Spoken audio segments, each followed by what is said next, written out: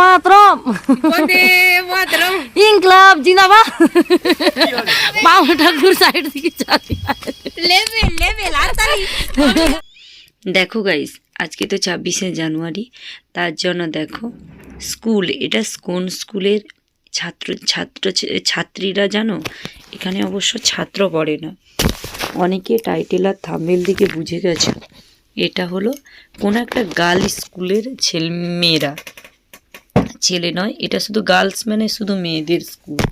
তাই তোমাদের সঙ্গে আজকে শেয়ার করব 26শে জানুয়ারি স্কুলে আজকে কী রকম কী হচ্ছে না হচ্ছে।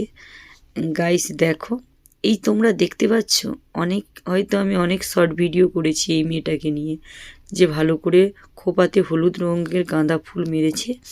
ওলো পূজা, ও হলো আমার একজন মানে দিদির মেয়ে, প্রচুর।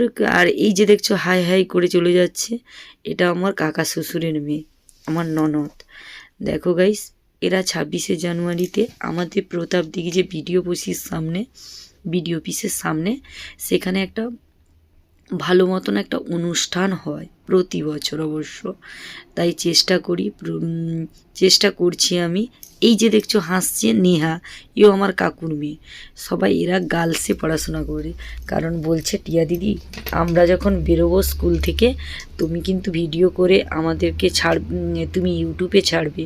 অবশ্যই আমি ছাড়বো। দেখো গাইস, এরা কি সুন্দর করে সেজেছে, কি দারুণ লাগছে এদেরকে। দেখো গাইস, কেউ লাল পাড় সাদা পরেছে, কেউ এমনি পরেছে, আরও কেউ দেখো এরা কি সুন্দর সেজেছে, কি মাই গড হেভি সুন্দর লাগছে।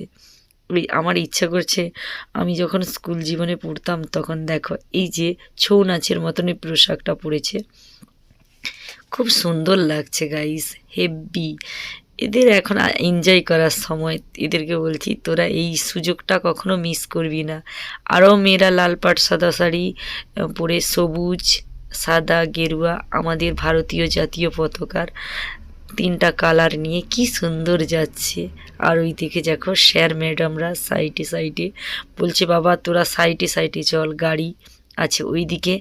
2টো ম্যাডাম আর 2টো ছাত্র নয়, ওরা কি সুন্দর সঙ্গীত গাইছে গাইস। ওই সব দিনগুলোর কথা মনে পড়লে ভীষণ কষ্ট হয় এখন, যে আমিও ছিলাম একদিন এই স্কুলের ছাত্রী। কত আনন্দ করেছিলাম আমাদের সময় ছিল, মানে আমার সময় ছিল সুবর্ণ জয়ন্তী পড়েছিল।